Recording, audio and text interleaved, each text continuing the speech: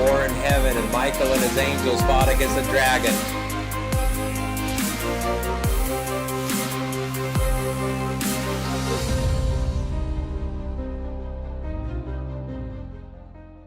Welcome to our 13th installment of the Holiday Crisis Identity Tango. And we've covered lots of very complex, complicated ground with many difficult subjects. Yesterday we talked about the atonement and how it is important today, because the atonement is happening today in heaven through the ministry of our heavenly high priest. These holidays partially are showing, and what we are going to actually see today is the very, very important holiday. They're called the Days of Joy, and that's basically what happens in the fall with Jewish holidays and with biblical holidays. In the spring, we have a joy of harvest coupled with the Passover. In the fall, we have two sets of big time periods. 10 days of awe, that is, start with Rosh Hashanah, ending with Yom Kippur, followed 5 days later with the 7 days of joy, in the midst of which we are now. So, what are these days of joy? So, let's still take a look at the Bible. So, the Feast of Tabernacles, as it is called in English, otherwise known as the Sukkoth, in Hebrew is very simple. It's Hag. Just don't use H-U-G. But it's kind of the way it is. It's Hag. Hag means the holiday. Very often, people, when they refer to the Sukkoth, they just wish each other. That's the way how we in Israel and among the Jews wish each other a good Sukkoth. We just say Hag Sameach, joyful holiday, which means happy Sukkoth. And so it is first been mentioned in the book of Exodus, chapter 23, verse 14. And if you attended all of our lectures, and if you did, you can see it on our website, the first mention of the joyful holidays for the people of God is in this chapter. So I will read part of the passage. 3 times you shall keep a feast to me in a year. You shall keep the feast of unleavened bread. In this context, it refers first and foremost to the harvest of barley. And so that's why, all the barley bread, it's unleavened. So that's how it works. And feast of harvest, the first fruits of your labor which you have sown in the field.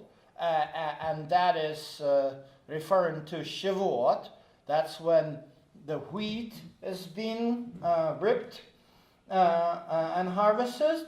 And the feast of ingathering at the end of the year, when you have gathered in the fruit of your labors from the field.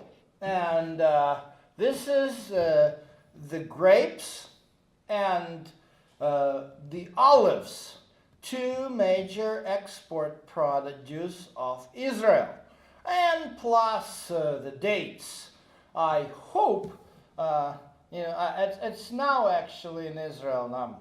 I'm taking a group to Israel, and those who will be in the group will get to the Galilee and find some nice place where there is a good kibbutz that produces a date honey.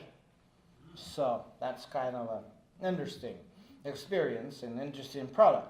So 3 harvest festivals. And so the last one is in the fall, known here as the Feast of Ingathering. But when we go to Leviticus chapter 23, this is when we learn about its actual name as it goes today. So speak to the children of Israel, saying, the 15th day of this 7th month, and we've been on a 7th month for the past week, talking about Rosh Hashanah, talking about the Yom Kippur, and now talking about this.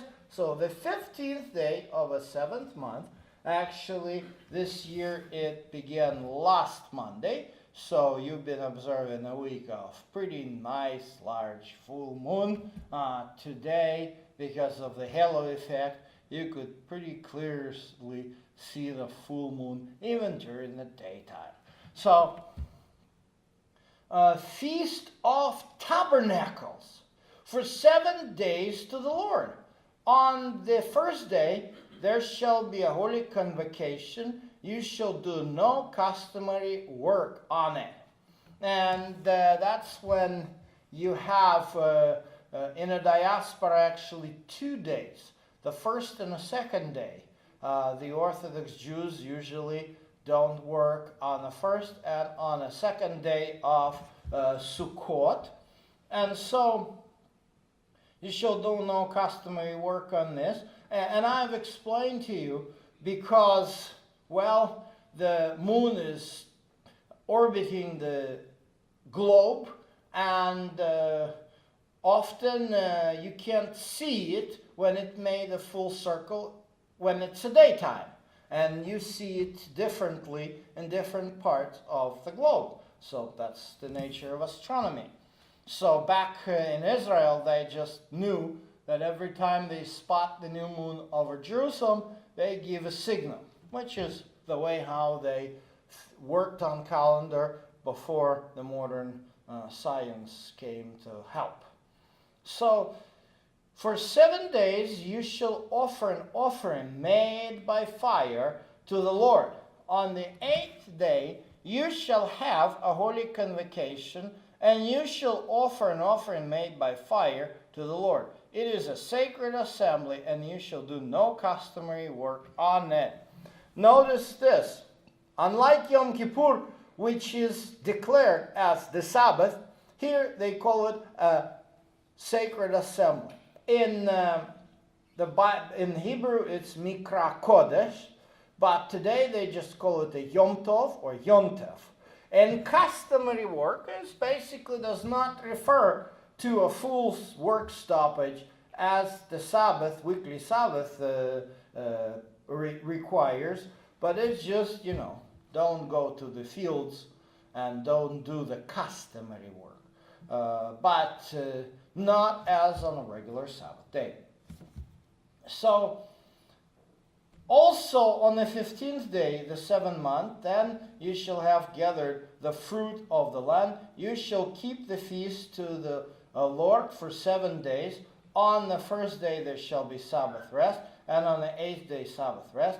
And you shall take for yourself on the first day the fruit of the beautiful trees, the branches of palm trees, and boughs of leafy trees. Well, if we won't see it today, I would like to invite you come and stop at our place tomorrow at 4 o'clock, where we will continue our discussion of the Feast of Tabernacle, and for sure this will be there. Basically, This is a very typical attribute of the Feast of Tabernacles. So the willow of the brooks, and you shall rejoice before the Lord your God for 7 days. So this is the great commandment. Notice the difference. Yesterday we talked about the Yom Kippur, and you afflict your soul for 1 day. Well, you prepared for it to the affliction of the soul for 10 days. But then it changes into the commandment of rejoicing. And that's the beautiful message of the Feast of Tabernacle. The main commandment is to rejoice for 7 days. But there is more to it, which makes it a little bit complex. On the 15th day of the 7th month, you shall have a holy convocation. You shall do no customary work, and you shall keep the feast of the Lord. That's, again, repetition of the same commandment in Numbers chapter 29, verse 12. And then, look at this. You shall present a burnt offering, an offering made by fire, as a sweet aroma to the Lord, 13 young bulls, 2 rams, and 14 lambs on the first year. They shall be without blemish, and the grain offering shall be fine flour mixed with oil, 3/10 of an ephah for each of the 13 bulls, 2/10 of each of the 2 rams, and 1/10 of each of the 14 lambs. Also a kid of the goats as a sin offering, besides the regular burnt offering. It's a grain offering and it's a drink offering. Well, wow, that's lots of sacrificial animals. And it doesn't end there. We can keep looking and see in the contrast what these images represent. Oh, actually, that's what they do. See this little bouquet here and a little lemon. It's not actually a lemon. It's called etrog. That's more of a citron, and that's a beautiful fruit of a tree. And honestly, it is very hard to know what was it back in the days of Moses. But it is very important. Think about this in the desert. All these commandments, the book of Leviticus, the book of Numbers, all these revelations were given to Moses in the midst of the dry desert.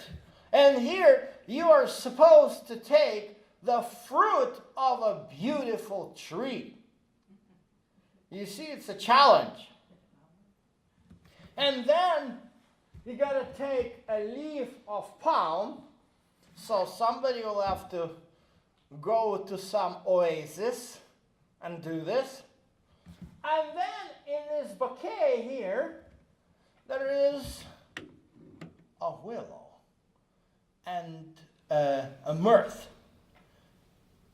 These things, let me tell you, it's not very easy to procure the lulav and etrog here in the state of Washington.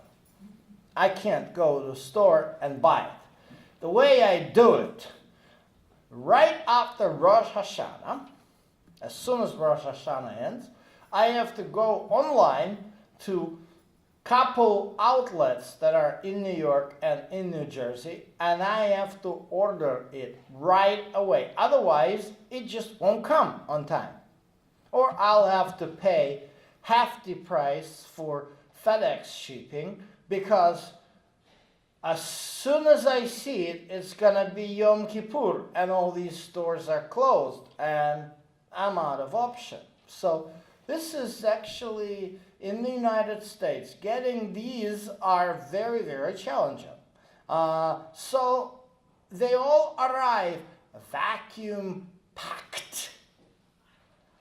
And where these willows come and the myrts come, they are all come from nowhere else but from the Nile River, from Egypt. As you can see, this is a little challenge.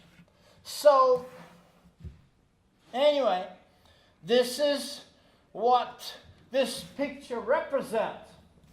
And basically what this picture represents is the Sukkoth now. But what we see in the text of the book of Numbers chapter 29 is Sukkoth then. You see the contrast?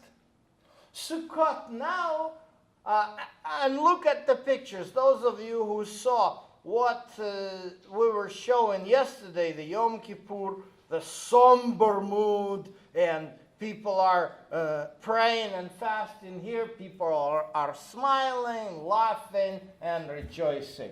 And that's a Sukkoth now. But Sukkoth then was, boy, oh boy, it was really focused on many, many, many sacrifices. And take a look at here. You can see the Western Wall Plaza. Western Wall Plaza. You see how many people? I would not want to be in this crowd around the Western Wall during Sukkoth. I would not want to be there.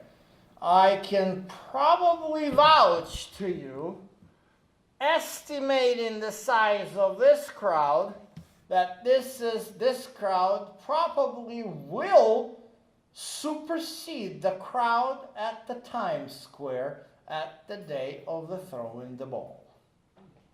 And as you can see, you see these black and white colors? What do you think you're seeing? Wendell, show black and white. This is white. That's talit, the black stripes on the white talit. And then the black hats. Yeah, and then the black hats, yeah. So, this is really, really the day. People show up. This is a big celebrations. Army soldiers would come and dance in a circle. You see, it's exciting to see. Just a huge, huge, huge crowd of people. You will be really crammed. You won't be able to just freely walk around there. But it is now. What about then? So on the second day, present 12 young bulls, 2 rams, 14 lambs. And again, grain offering. On the third day, present 11 bulls, 2 rams, 14 lambs. So 14 multiplied by 7, what's going to be?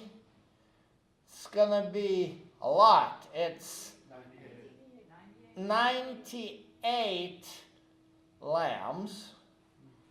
And as to the bulls, they go down. So you go 13, then you see now already the third day you have 11, then you have 10, again, let's look at the picture, and what we see here, again, the picture is worth of 1,000 words. What we see here, what do you think it is? Sukkah. Yeah, I know, this is the sukkah, but What's the settings? No. That's correct. This is called a shtetl. This is the Eastern European Jewish village in 18th, 17th century.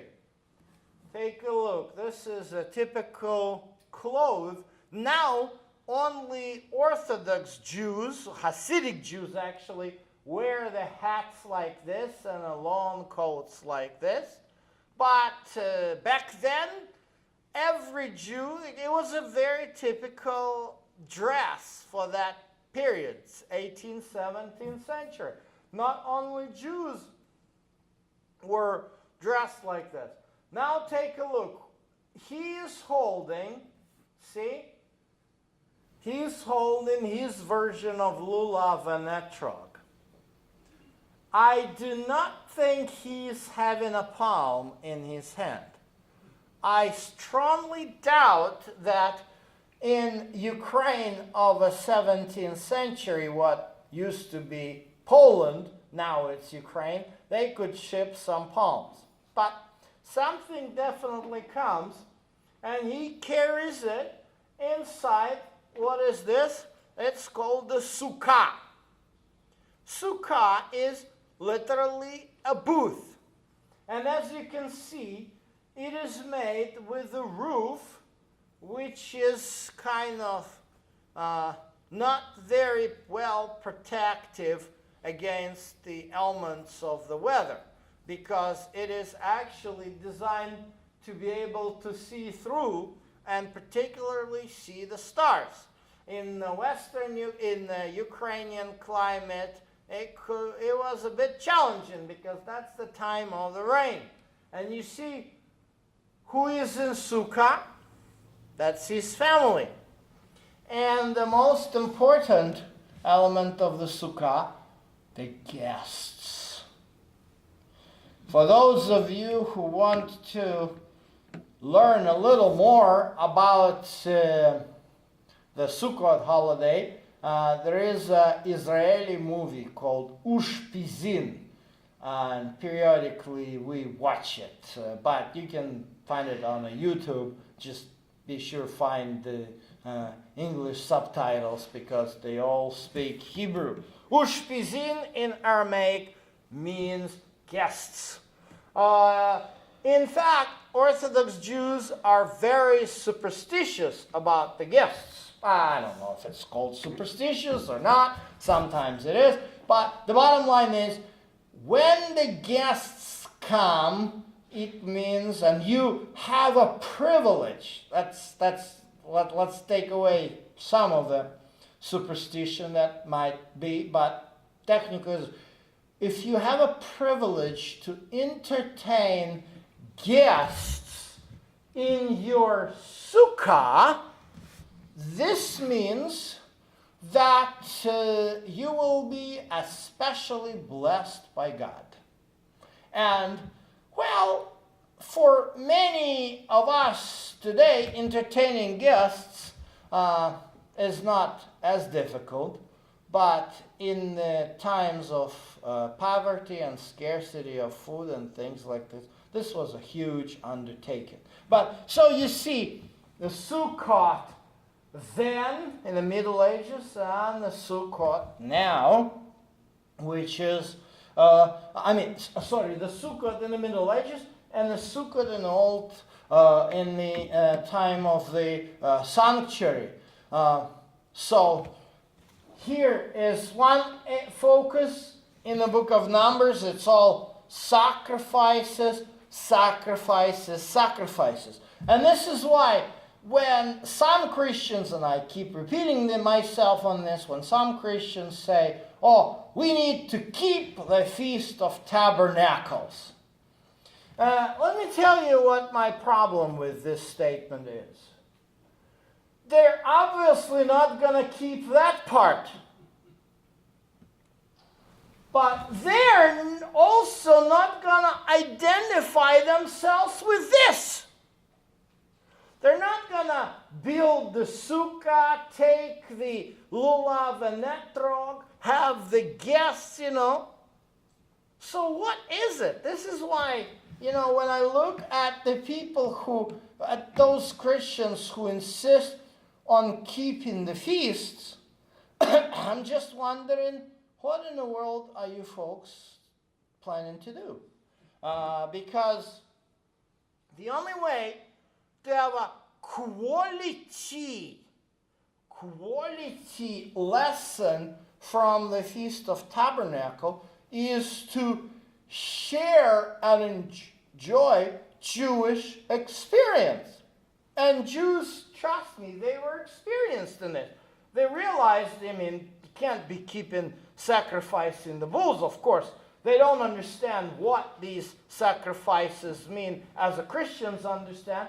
But to actually make it a joyful event, to build the sukkah in your backyard, to invite the guests, to have some celebration and rejoicing, that is something I believe the feast of, the holiday of Sukkoth is definitely rich about. So, with that, we keep going down the sacrifices, and now it's the 6th day, and you have 8 bulls, and on the 7th day, you present the 7 bulls. So, when you count the number of bulls totally offered, that's going to be 70. And there is a symbolism which rabbis saw in it. You see, the commandment, thank you, you brought it right on time. Can you bring it up? And I'll show, we just talked about the fruits of the willows. I'm glad we don't have to use the picture, and we can enjoy actually having it right here. So, I always keep confused what is what, but that looks like a willow. Yeah, that is willow. Okay, and so the other part, and of course, no matter what we do with these plants, the leaves tend to fall. They're probably quite a few weeks old. Yep. And so we put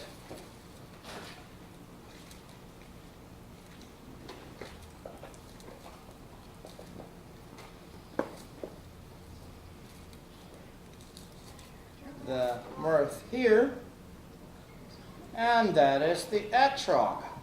And so this is the fruit of a beautiful tree. Okay? So that's the necessary attribute of the Sukkoth. So, going back to all these sacrifices, what is interesting, as we read in Leviticus chapter 23, that in the feast of Sukkoth, the commandment is, rejoice you and all the people who are around you. So the guests, the idea of having guests in your sukkah is actually not the foreign idea. Rejoice you and your sojourners. You don't have to be Jewish to come and be a sacred guest in the house of an Orthodox Jew. You don't have to be Jewish, because the literal commandment, you rejoice, you share your joy with anybody. And so, this is what makes Sukkot differ from the Passover. Notice this, on the Passover, as it says in Exodus 12, verse 45, no foreigner shall eat it. Before you are eligible to eat the Passover lamb, what you're supposed to do? Get circumcised. So you're not allowed in until you circumcise. Only then you share the heritage on the Sukkoth. You rejoice with Israel. Why? Because Sukkoth is a universal holiday. Unlike the Passover, where it's the history of Israel, Sukkoth is universal. Sukkoth gives everyone parts. This is why you have 70 bulls sacrificed as a sacrifice for 70 nations. So, if the Passover lamb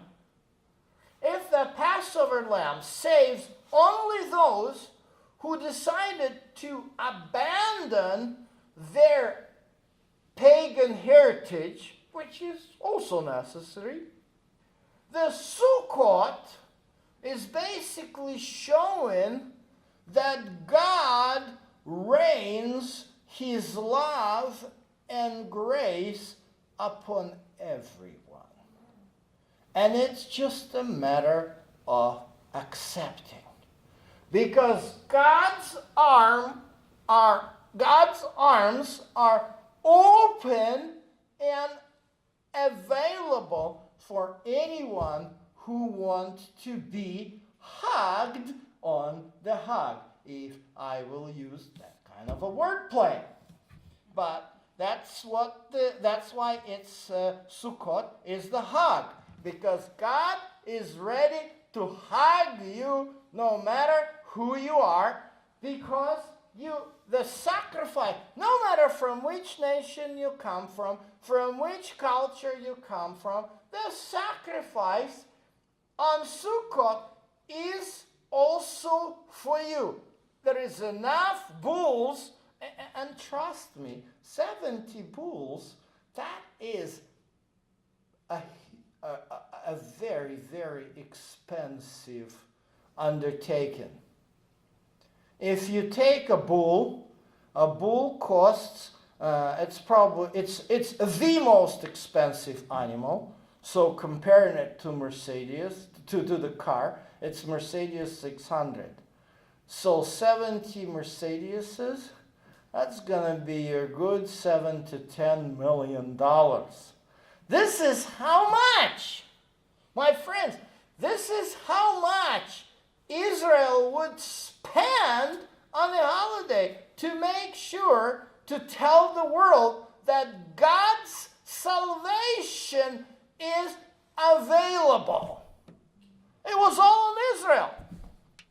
You know, it was interesting, and maybe it's a bad analogy, but I happened to listen to the speech of our president, which he spoke during the United Nations, and the main thrust of his speech was, we, United States, are not going to tell you how to live, but we care for our own interest first.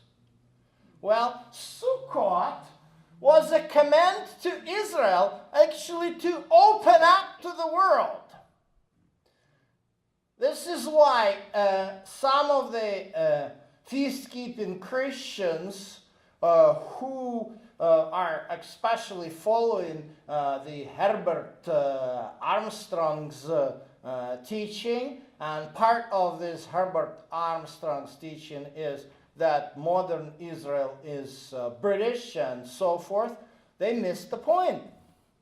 You know, we are the people, we are the country, and, you know, we cannot, and it's not going to be possible for us to provide for entire world. That's the politics and the economy, which I'm not interested in discussing in these lectures, but I'm just stating the fact that all these sacrifices back then were meant to demonstrate that Israel has a mission to the entire world.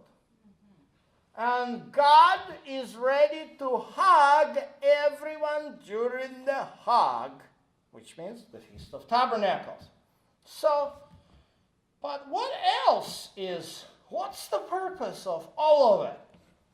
Well, let's take a look at some of the interesting teaching which actually is found both in the New and in the Old Testament. And it's the teaching about why in the world did God tell Moses to build such a structure, such a holy tent.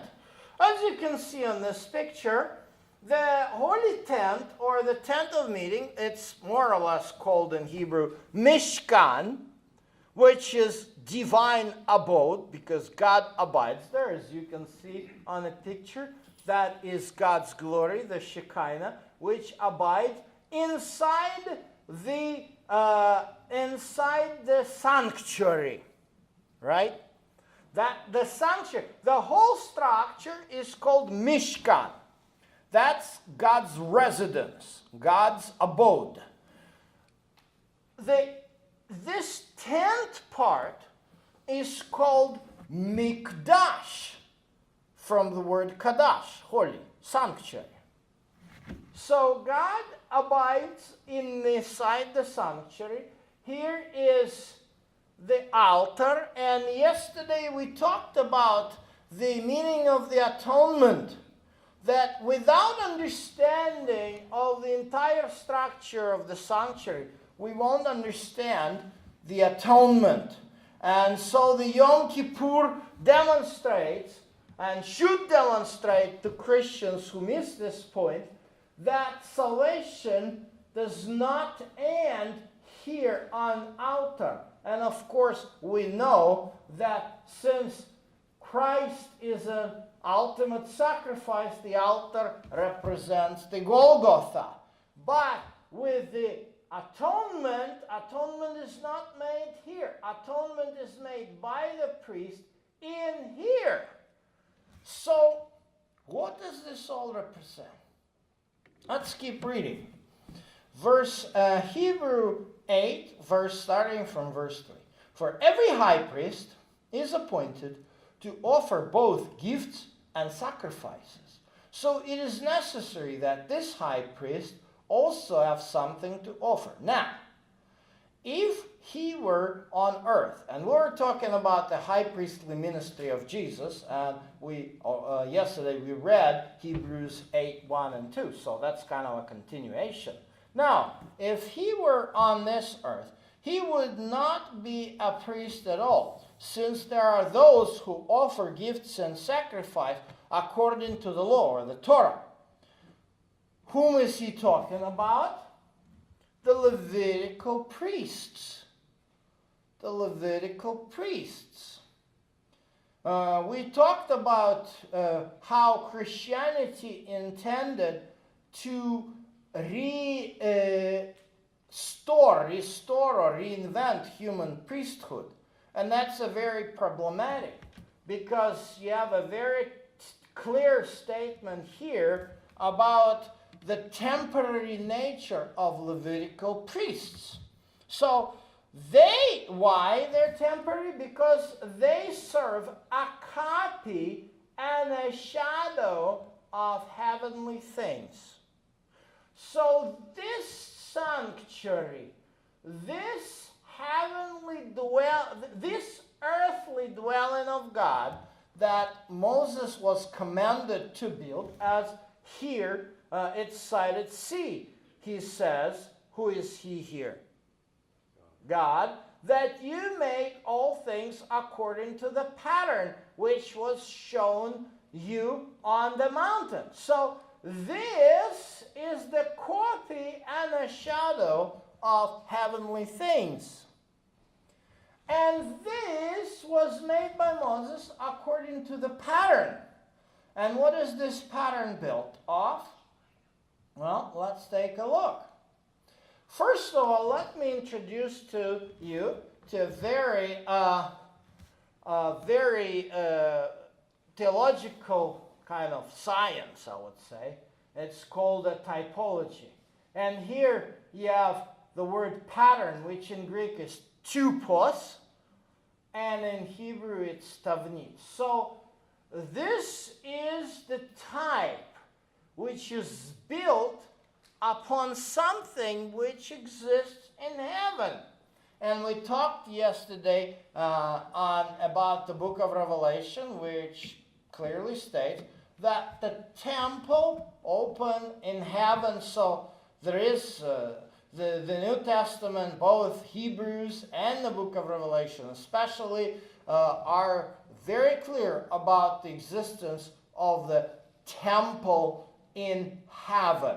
In fact, in the book of Apocalypse, or the book of Revelation, John, the beloved disciple of Jesus, is seeing all the furniture which was in Mosaic sanctuary and Solomonic temple. He sees all of them in heaven. Why Solomonic, not the second temple? Because second temple lacked, do you know what? The Ark of the Covenant. As a result, there was no real Shekinah. But he sees in heaven the Ark of the Covenant too. The menorah, the seven candle candelabra is there. The golden altar of incense is there. The veil is there. Everything is there. So, yes, this earthly sanctuary was built to illustrate what is happening in heaven. So, every single ritual in this sanctuary was designed with the sole purpose to symbolize or typify some heavenly reality. And that's very important. Quite a few theologians and rabbis tried to figure out why all this elaborate system of sacrifices designed, because it was really elaborate. You know, the daily sacrifices, the personal sacrifices, the yearly celebrations, that's what we've been talking for the past 2 weeks. All of them were symbols of something. How do we figure this system out? Let me propose the model which can be based on the verse from the Proverbs of Solomon. It says here, "But the path of the righteous is like the light of the dawn, which shines brighter and brighter until the full day." Why do I like this text? Take a look at this projector which is right above you. That is a multimedia projector which projects the image on a large screen. If you come to where I stand and take a careful look inside the lens, you will see a tiny, probably no bigger than an inch, a rectangular shape. This rectangular shape is a matrix. The way how technology works, whatever is in my computer is sent out through the wires into the computer of that projector, which actually presents the image on that tiny matrix, an inch and a half in a size. But how do we make it big? Behind the matrix is the source of light. That source of light provides a beam which is a conic shape. And because of the cone, it is reflected. It is been able to reflect much bigger. You know, if I were to show the textbook on the optics how a projector like this works, I would just try to draw something like this. This is the source of light, and this is the image. So typology is an extremely important way to look at the entire Bible. Not a single verse, not a chapter, not even a book, but into the entire Bible. You see, we always look at the Bible, and when we look at the Bible, it may be likened to a house. Because the Bible has the parts. The house has foundation, walls, windows, doors, and the roof. So the foundation could be likened to Torah. That's what the first was. And there is walls, and the walls are the prophets. And this is how the Hebrew Bible is structured. Jesus in Luke chapter 24, verse 44, said, "Thus has been fulfilled, written about me in the law, the prophets, and Psalms." So he basically mentioned traditional Jewish tripartite canon of the Hebrew Bible, which is the 5 books of Moses, or the Torah, the prophets, and the writings. So you have the Torah as the foundation, the prophets as the walls, the writings could be the doors and windows, and then of course when Jesus came and the disciples and they wrote the Gospels and the epistles and other things, that basically built the roof. And that makes sense of a function. You know, every part of the house is very important, but they have their specific function. But I don't know if anybody has the experience of building the house, but if you have components for the foundation, if you have components for the wall, if you have components for the roof and windows and doors, what is missing? The trusses. How are you going to tie your wall to the foundation? How are you going to tie your roof to the wall? You got to have a trusses. So what I'm showing you serves as a trusses in a Bible, where you have the common thread connecting the Torah, the prophets and writings, and the New Testament. Take a look. In the Torah, we see an image, and that's our matrix of the projector. That's why it's small. Take, for example, the image of lamb. So in Exodus 12:5, your lamb shall be unblemished, male. You may take it from sheep or from goats. You shall keep it until the 14th day of the same month. And then the whole assembly of congregation of Israel is to kill it at twilight. So you got this Passover lamb who is slain for instead of the firstborn of Israel. And look what the prophets is doing. This is Isaiah. In Isaiah chapter 53, verse 7, there is this interesting metaphor described. He was oppressed, and he was afflicted. Yet he didn't open his mouth. Like the lamb that is led to slaughter, like the sheep that is silent before its shearers. So he didn't open his mouth. As you can see, the text is fairly small. I can't show the entire passage, but you get the idea.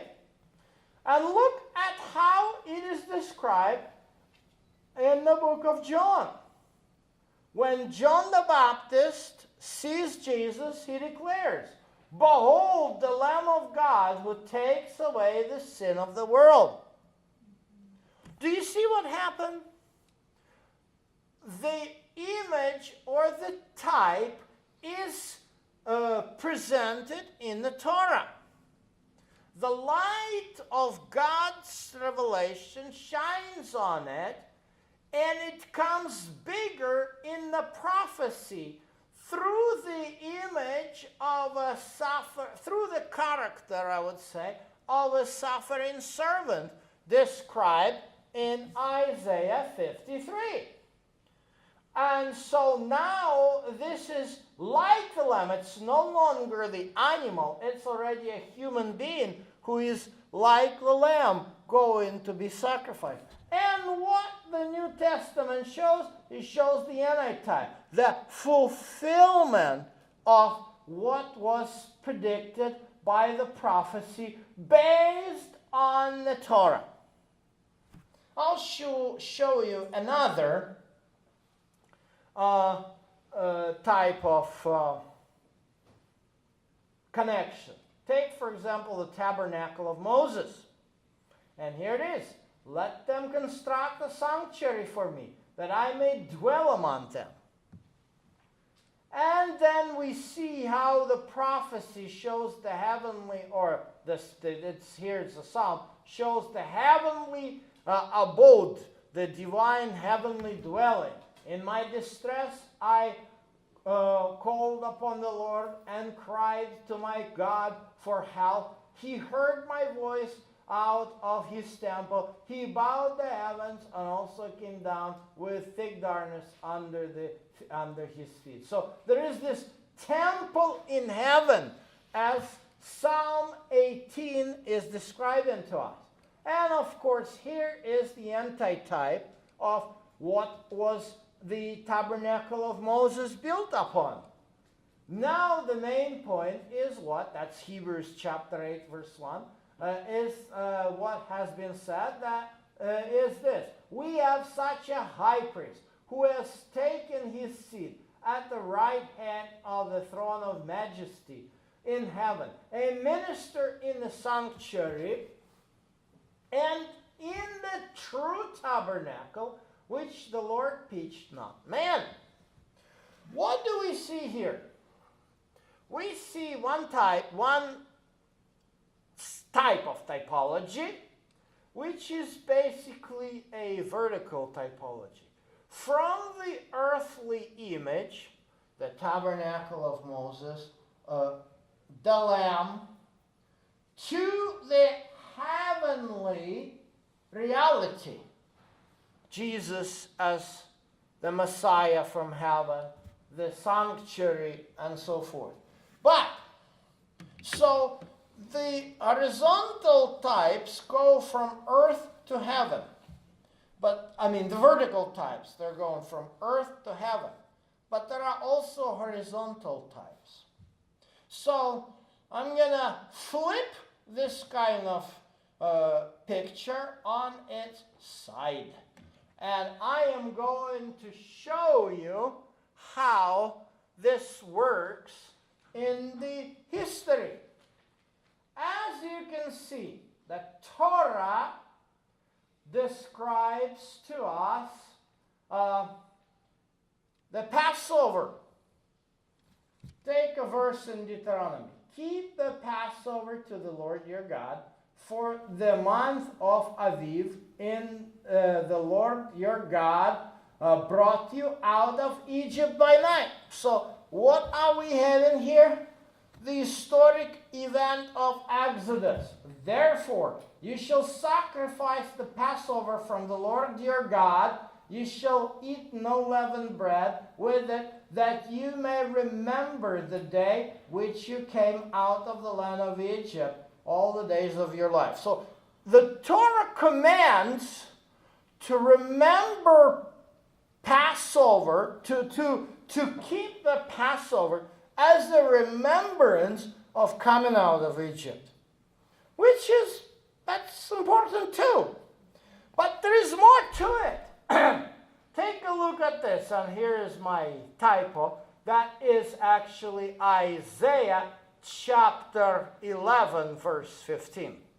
And in the Isaiah chapter 11, it talks about the shoot from the root of Jesse. And this is who? The Messiah. And then it comes to the root of David. And this is what this root of David does. Look at this prophecy. The Lord will utterly destroy the tongue of the sea of Egypt.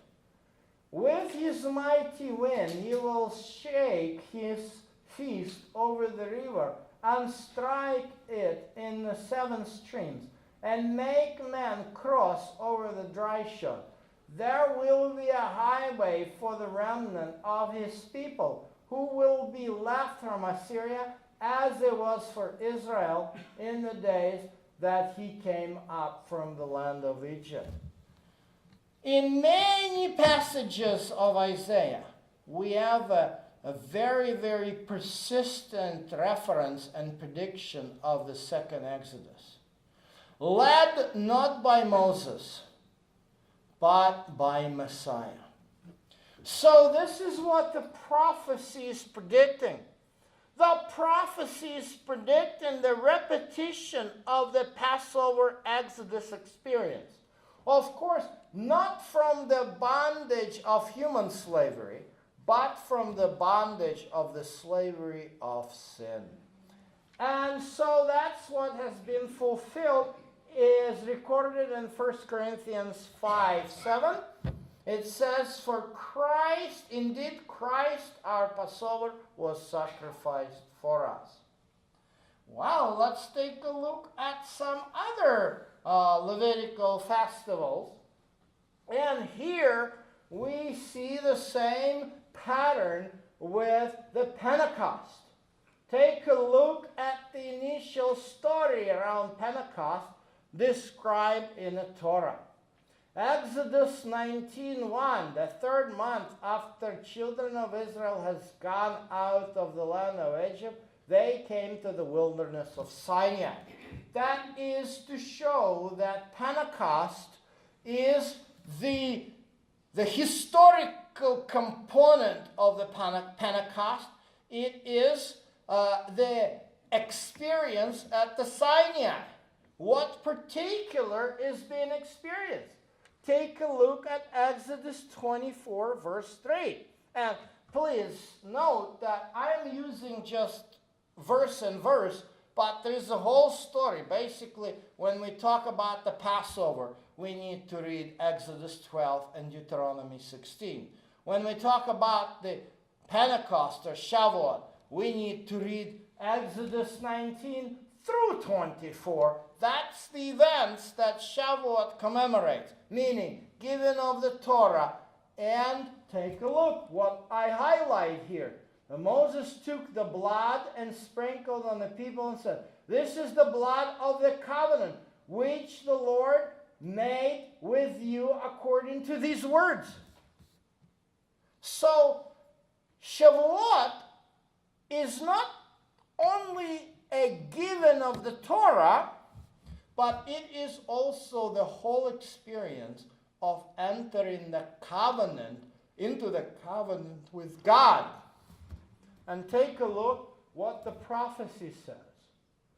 Behold, the days are coming, says the Lord, when I will make a new covenant with the house of Israel and with the house of Judah. And then it says, I don't have it on the screen, I will put my Torah in their hearts, right? So, prophet is predicting, Jeremiah is predicting how the Shavuot is going to be realized. Shavuot will be realized or fulfilled in making the new covenant with the people of God. And here is Acts chapter 2, verse 38. Which is, of course, the part of the entire story of chapter 2 of the book of Acts, where we have the new covenant is made with the people of God.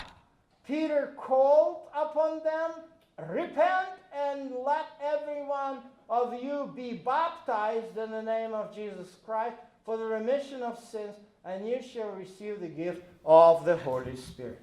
As you can see, this is the fulfillment of the Pentecost. Again, Torah shows the historical event, and that's how the horizontal typology is different. Horizontal typology is basically showing the historic events. So Torah presents the event in history of Israel, the prophets predict, and the New Testament shows the fulfillment. Now take a look at the high holidays. And there we will see the difference between the spring holidays and the fall holidays. And you see, look at the Yom Kippur. In the 7th month, the 10th day of the month, you shall afflict your souls, for on that day the priest shall make atonement for you, to cleanse you, that you may be clean from all your sins before the Lord. That was the event which was going on every year, right? But then there is an interesting prophecy here, found in the book of Ezekiel, chapter 3. Take a look. Now the glory of God of Israel had gone up from the cherub, and he called to the man clothed with linen, who had the writer's inkhorn at his side. And the Lord said to him, go through the midst of the city, through the midst of Jerusalem, and put a mark on the foreheads of the men who sigh and cry over the abomination that are done within it. As we talked last week when we actually had our Yom Kippur, that the Yom Kippur is about being sealed. The Rosh Hashanah is when we are inscribed in the book of life. The Yom Kippur is when we are being sealed. As you can see, the prophet Ezekiel demonstrates how and whom God seals. God seals those who afflict their soul. God seals and make an atonement. God chooses those who are his own. And look at this beautiful fulfillment in Revelation 7. After these things, I saw 4 angels standing at the 4 corners of the earth, holding the 4 winds of the earth, that the wind should not blow on the earth, on the sea, or on any tree. Then I saw another angel ascending from the east, having the seal, you see, the seal of the living God. And he cried with a loud voice to the 4 angels, whom was granted not to harm the earth and the sea, saying, do not harm the earth and the sea or the trees, till we have sealed the servants of our God on their foreheads. Wow, this is very important. This is what is happening at the last day. This is what is happening today. This is why it's so important for us to pay attention to the great atonement which is happening in heaven. Do you see the pattern here? The spring feasts in the book of Leviticus has been fulfilled in the history back in the 1st century. Your Passover is the Calvary. Your Pentecost is the beginning of a new movement of Judea Christians. But when we move into the fall, this is relevant to us now. This is relevant because the judgment is happening now. And this is why the fall holidays are the symbols, are the types of the events that may be occurring in our lifetime. And what about the Sukkoth? Of course, 7 days you shall dwell in the booths. You, all the generations, you dwell in the booth, because that's how you remember. We just read it. I'm just going through this passage very quickly. But the idea is remembering the experience of being in the booth in the midst of the desert, being led by the divine glory. Because think about it, for 40 years, the pillar of cloud during the day, as well as the pillar of fire, was guiding them every minute. So you wake up, honestly, it's sometimes a little bit difficult for some people to sleep. And what we do, we put a heavy blinds on our house, on our bedroom windows, so that the lights from the street would not disturb us. But can you imagine? Every night they had the light of God's presence, the Shekinah. And every day they were led by the pillar of cloud. This is wonderful experience. So Torah is presenting the historical event. But look at the prophecy. On that day, I'll raise up the tabernacle of David, which has fallen down, and repair its damages. I'll raise up its ruins and rebuild it as the days of old. The tabernacle of David, and the word tabernacle here, the booth, is the same. It's sukkah. So what is this sukkah restoration mean? The verse 3 explains, "Behold, the days are coming, says the Lord, when the plowman shall overtake the reaper, and the trader of the grain, him who sows the seed. The mountains shall dip with the sweet wine, and all hills shall flow with it." A beautiful prediction of the restoration of the earth from all the problems which had on it. This is what the tabernacles are predicted, and take a look at the ultimate fulfillment. This is the prophet Amos. This is John in the book of Revelation in the New Testament. "Now I saw the new heaven and a new earth.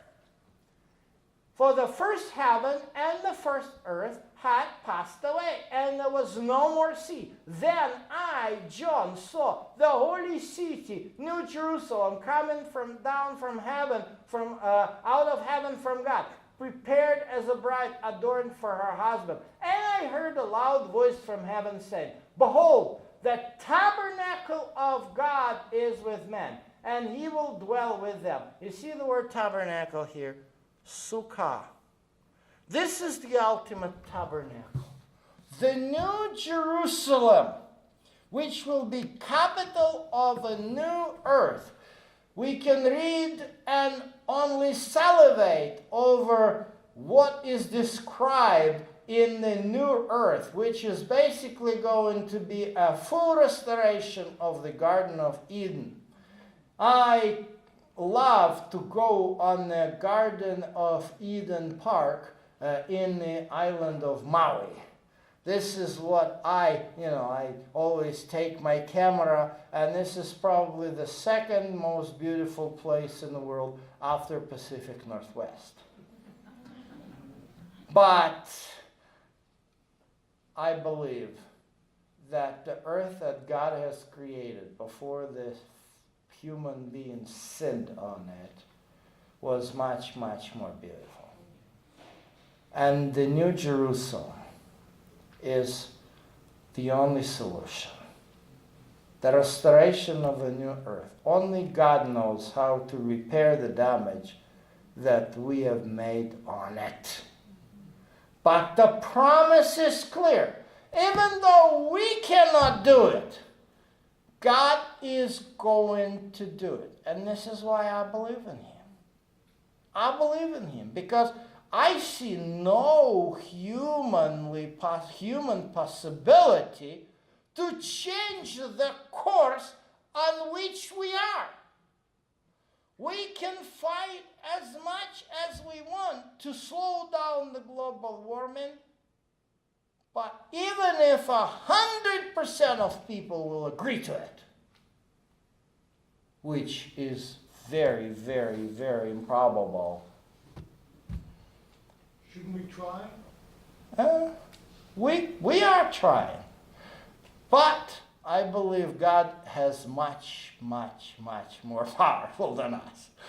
So this is my hope. Because I want to live on a beautiful earth. And I know I myself, as much as I can try, I can't replace God. And God has a wonderful promise for us to rebuild the new heaven and the new earth, to rebuild the Garden of Eden, to restore the clarity of the earth, the cleanness of water, the fruits which will bear, the fruit trees that will bear fruit 12 times a year. God can do it. And that's what the Feast of Tabernacle is all about. That harvest which Israelites would gather every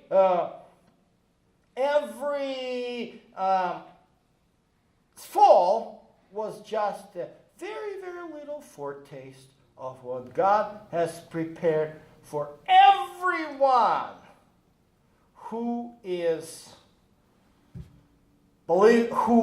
faithful to Him. Amen? Amen. Let us pray. Heavenly Father, it is so wonderful to have this hope. Hope that only you can realize, because our human efforts are just so powerless. We are all different. We disagree.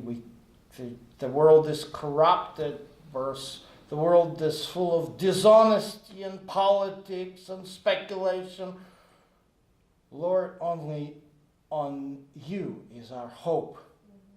Hope to restore this world to its fullness as you have created it. Amen.